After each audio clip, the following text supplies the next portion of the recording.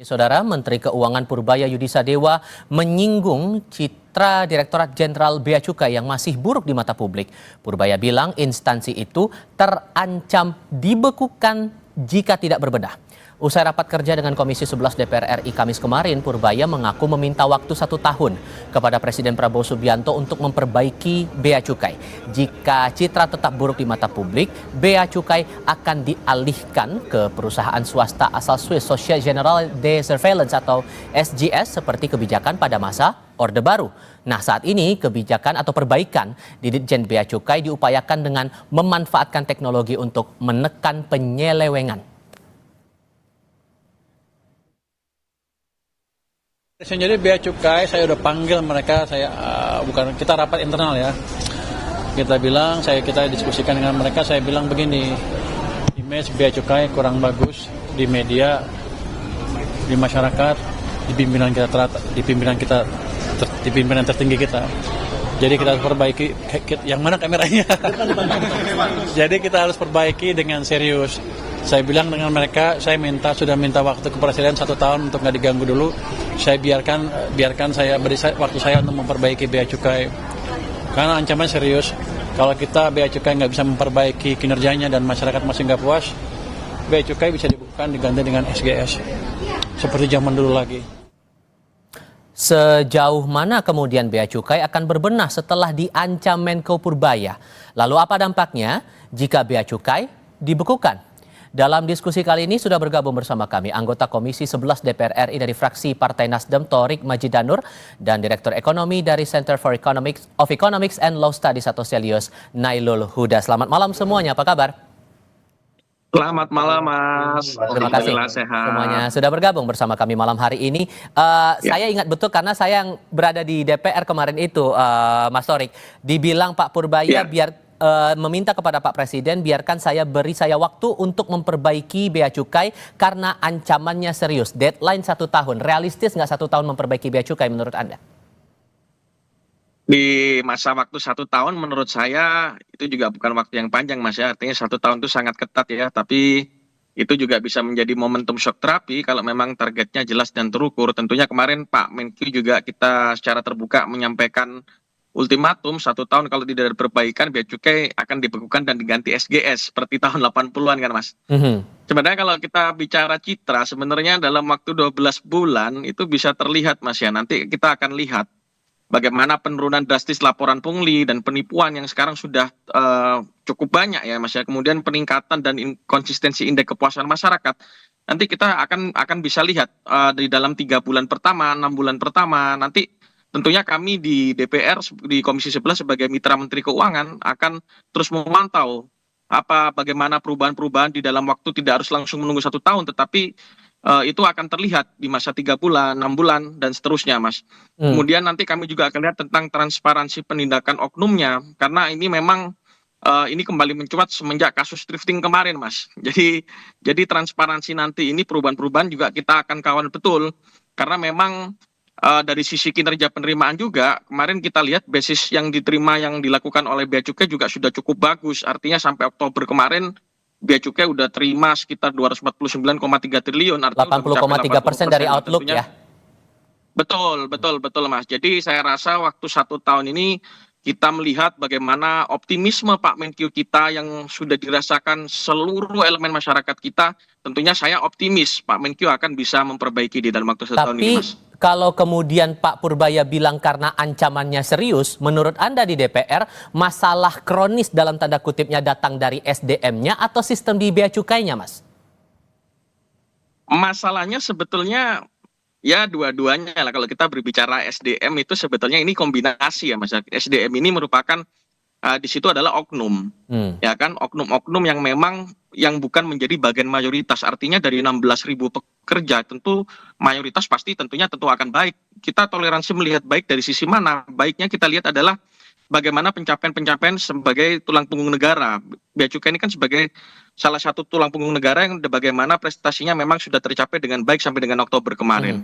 Jadi ini hanya oknum. Kemudian dari sistem memang saya mencatat ada beberapa hal, Mas. Artinya penetapan tarif nilai pabean ini yang sering menjadi masalah. Artinya saya melihat ini seringkali terjadi perbedaan pendapat saat karena tidak ada sistem yang baik saat ada barang masuk ke dalam lewat bandara ataupun lewat pelabuhan atau ini sering terjadi perdebatan antara konsumen, antara pelaku usaha dengan petugas. Kemudian yang kedua adalah pengenaan sanksi. Misalnya, oh saya mestinya belanja nilai barang saya sekian, tapi kenapa dikenakan sanksi sekian? Kadang-kadang melebihi barangnya lah. Baik. Hal-hal semacam inilah yang terus menjadi masalah dan saya di beberapa kali kesempatan saat rapat dengan Pak Dirjen Cukai baik yang lama maupun yang baru dulu zaman Pak Skolani Ya. dan sekarang di zaman Pak Jaka, memang masalah ini belum bisa teratasi dengan baik, Mas. Nah, Lah, Mas ini Huda, yang oke. harus diantisipasi dua-duanya. Oke, kalau Mas Huda melihatnya SDM-nya atau sistemnya yang menurut Anda jadi ancaman serius kalau versi Pak Purbaya bilang begitu?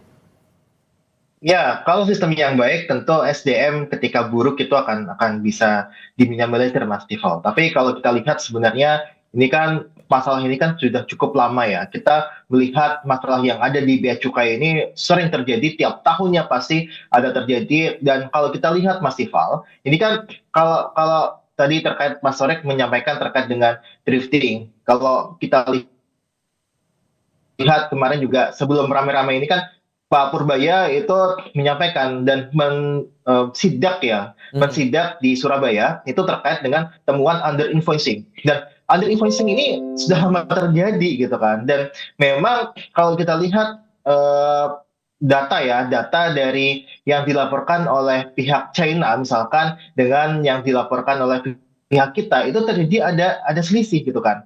Jadi kalau kita lihat tahun 2024 saja ini kalau kita lihat ada Cina tuh ekspor ke kita itu sekitar 76 billion USD. Tapi kalau catatan yang di Indonesia itu sekitar 72 billion USD. Artinya di situ ada bisa kita bilang under influencing sekitar 4 billion USD. Baik. Dan itu kerugiannya sangat besar sekali, Mas Tifal. Kerugiannya sangat besar sekali. Itu bisa sampai 5T sampai 10T gitu kan. Dan ini yang memang sudah lama terjadi karena sistemnya yang memang lemah gitu kan, sistemnya yang memang lemah, makanya ini memang perlu direvolusi secara total. Baik, kalau kemudian ada ide untuk mengalihkan itu ke SGS, dulu di tahun 85 lewat Inpres itu kan sudah dikeluarkan. Dan tapi kalau dari rekam jejaknya itu hanya bertahan 10 tahun. 1995 balik lagi urusan Bea Cukai ke Direktorat Bea Cukai. Kalau belajar dari sejarahnya, berarti SGS ini efektif atau tidak untuk meningkatkan lagi penerimaan negara atau malah kebalikannya. Kita bahas sebentar lagi, jangan kemana-mana. Sebelum melanjutkan diskusi, kami sampaikan dulu satu informasi yang datang masih dari Menteri Keuangan Purbaya Yudisa Dewa kemarin yang meminta Bea Cukai untuk memperbaiki kinerjanya. Salah satu perbaikan yang diupayakan adalah penerapan teknologi berbasis akal imitasi alias artificial intelligence. Katanya jika gagal berbenah, 16.000 pegawai Bea Cukai terancam dirumahkan. Kita simak. Jadi sekarang Bea Cukai, orang-orang Bea Cukai mengerti betul ancaman yang mereka hadapin. Jadi mereka sudah amat semangat memperbaiki kinerja mereka. Dan kita sudah mulai terapkan AI di stasiun-stasiun Bea Cukai. Jadi nanti under invoicing akan cepat terdeteksi sambil kita perbaiki yang lain. Pak Purbaya, aturan baru dana desa Karena gini saya bilang, kalau kita gagal memperbaiki nanti 16.000 orang pegawai Bea Cukai dirumahkan. Jadi mereka orang Bea Cukai pintar-pintar dan siap untuk merubah keadaan.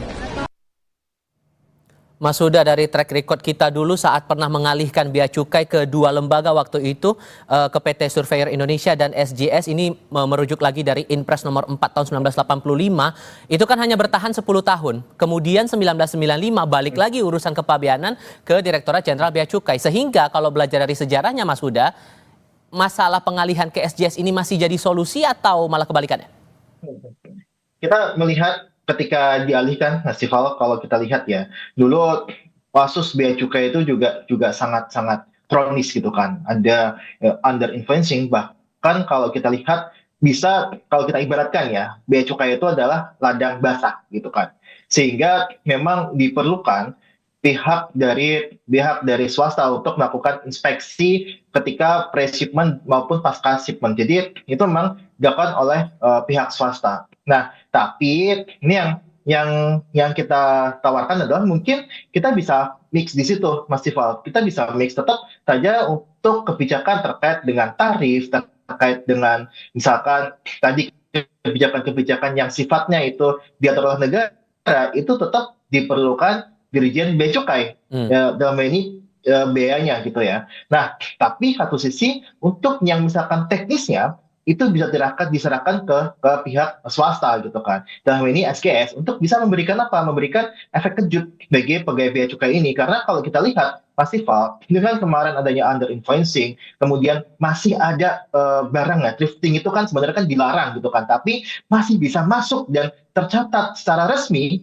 itu kan artinya ada permainan di situ. Makanya kalau kita lihat seharusnya memang ada efek kejut dari pemerintah yang sampaikan juga oleh Pak Purbaya gitu kan. Ketika ini masa tidak selesai, kita bisa ganti dengan SGS seperti tahun 85 gitu. Dan saya rasa itu bisa menjadi solusi, Mas Ival. Sehingga kalau Anda merujuk lagi dari ide Pak Purbaya kemarin itu, Anda menangkapnya dasarnya Mas Huda, apakah sebatas karena citranya yang masih buruk di mata publik atau soal penerimaan negara yang belum maksimal?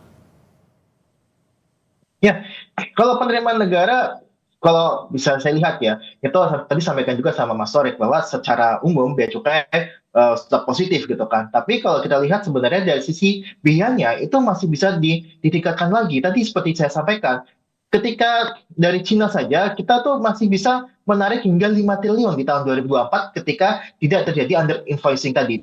Nah, makanya ini yang kalau kita lihat bukan hanya citra ke masyarakat saja, tapi seharusnya juga diperbaiki dari sisi ya tadi minim under invoicing dan sebagainya. Karena masyarakat nggak tahu under invoicing gitu kan, yang tahu ya tentu dari Pak Purbaya ketika mereka lakukan sidak gitu kan. Itu pun kalau nggak melakukan sidak juga nggak tahu juga gitu. Nah, makanya ini perlu diperbaiki secara menyeluruh sistemnya yang memang membuat celah-celah SDM untuk melakukan kejahatan itu bisa tertutup. Oke, secara sederhana Mas, sudah singkat saja sebelum saya kasih ke Mas Torik.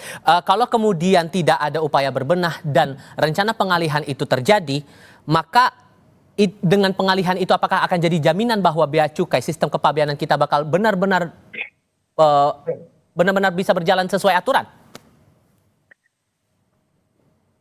Yang minimal adalah pemeriksaan teknis pra dan pasca pengkapalan atau shipment itu bisa dilakukan oleh pihak swasta yang saya rasa minim kepentingannya. Karena kalau kita lihat di berbagai prakteknya di bea cukai ini, ketika pejabat minta sesuatu itu bisa dikabulkan gitu. Nah, ataupun seseorang minta sesuatu itu bisa dikabulkan gitu kan. Makanya syarat minimal dengan adanya pengalihan ke SGS itu bisa bukan memberingan ya, tapi melakukan lebih baik terkait dengan pemeriksaan teknis.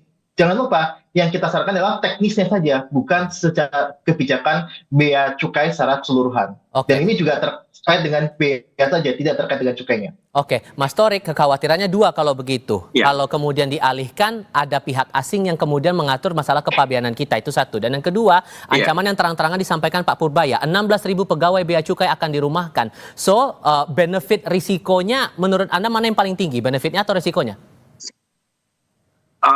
Tentu Mas, saya sebagai anggota DPR ini ya, saya melihat ancaman ini memang shock terapi yang keras ya. Tapi saya melihat ini bukan solusi tunggal dan kita harus sangat berhati-hati sekali karena memang di atas kertas melibatkan pihak ketiga ini bisa menutup sebagian ruang pungli memang di pintu-pintu masuk harapannya ya. Tapi karena prosesnya di sana bisa lebih digital dan dianggap lebih berstandar internasional. Tapi tetap masih ada main di situ ya, celah-celahnya ya. Kita harus berbicara tentang kedaulatan dan akuntabilitas. Artinya kan bea cukai ini kan bukan sekedar jasa logistik, Mas. Tapi sebagai garda terdepan perlindungan industri nasional kita dan industri kesehatan ataupun industri yang lain dari segala sampai narkotika dan senjata, ini benteng terdepan kita. Kemudian kita bagaimana bisa menyerahkan fungsi strategis itu ke pihak swasta atau asing tanpa desain regulasi yang sangat ketat. Ini bisa-bisa akan menimbulkan resiko-resiko baru. Artinya biaya layanan bisa naik, sengketa dengan pelaku usaha, kontrol negara jadi tidak langsung. Kemudian dari sisi politik anggaran juga, penerimaan kepabeanan juga yang mencapai hampir 50 triliun per Oktober ini tidak boleh terganggu hanya karena tergesa-gesa mengganti skema, Mas. Itu menurut saya gitu. Kemudian kalau kita berbicara citra ya yang jadi target atau penerimaan negara tidak maksimal, menurut saya dua-duanya penting. Tapi yang sedang krisis justru adalah kepercayaan rakyat, Mas, bukan hanya angka penerimaan. Kepercayaan dalam konteks apa nih? Citranya atau emang kinerjanya atau apanya? Kinerjanya artinya begini, Mas, masalah utama ini kan bukan penerimaan yang anjlok. tapi legitimasi cara penerimaannya, rakyat melihat kasus flexing pejabat, dugaan pungli kemarin thrifting 550 juta per kontainer, sampai ribuan kasus penipuan masalah perbedaan interpretasi, pengenaan nilai pabean, sanksi administratif. Ini cukup mengganggu sekali. Jadi kalau citra dan trust rusak, ruang untuk kebijakan fiskal ke depan juga akan tergerus, Mas. Karena setiap kenaikan tarif atau pengetatan pengawasan akan selalu dicurigai sebagai upaya mencari rente, ya kan, Mas. Bukan melindungi industri dan hal-hal yang lain yang diperlukan oleh masyarakat, kan begitu. Kemudian kalau kita lihat, Mas, ya tadi dari kalau misalnya dibekukan, pegawainya dikemanakan, kan begitu. Itu. Karena kita lihat kemarin Pak Menko menyebut bea cukai ada sekitar 16.000 pegawai. Artinya kalau ini benar-benar dibekukan, kita bicara tentang 16.000 keluarga yang terdampak. Nah, kalau kita berbicara sebagai pendukung pemerintahan sekaligus wakil rakyat, adalah ada dua hal sekaligus, Mas. Yang pertama, pegawai yang bersih harus dilindungi dan mendapat kepastian nasib. Misalnya kan Kemenku ini membawai banyak hal. Artinya dipetakan dulu, di screening secara integritas. Kemudian bisa dilakukan penempatan ulang ke unit-unit lain di Kemenkeu atau lembaga keuangan negara lain bagi yang rekam jejaknya baik. Kemudian pegawai yang terbukti bermain harus diproses hukum, bukan sekedar dipindahkan. Apalagi di tengah data pungli dan penipuan yang sudah merugikan masyarakat miliaran rupiah. Baik. Jadi secara hukum pembubaran Dirjen Bea Cukai ini bukan keputusan satu malam, Mas. Ini perlu revisi Undang-Undang Kepabeanan dan juga pembahasan resmi di DPR. Baik. Di ruang itu kami di Komisi 11 bisa memastikan antara transisi kelembagaan ini tidak mengorbankan hak pegawai yang tata aturan dan tetap menjamin pelayanan ke rakyat dan dunia usaha. Begitu, Mas. Sehingga poinnya harus hati-hati mengeluarkan kebijakan ini, jangan sampai dampaknya akan lebih panjang lagi urusannya. Tapi ya kita harapkan kebijakan inilah yang betul-betul dipahami betul oleh pemerintah. Mas Torik, terima kasih. Mas Huda, terima kasih sudah mau berdiskusi bersama kami malam ini. Selamat malam semuanya.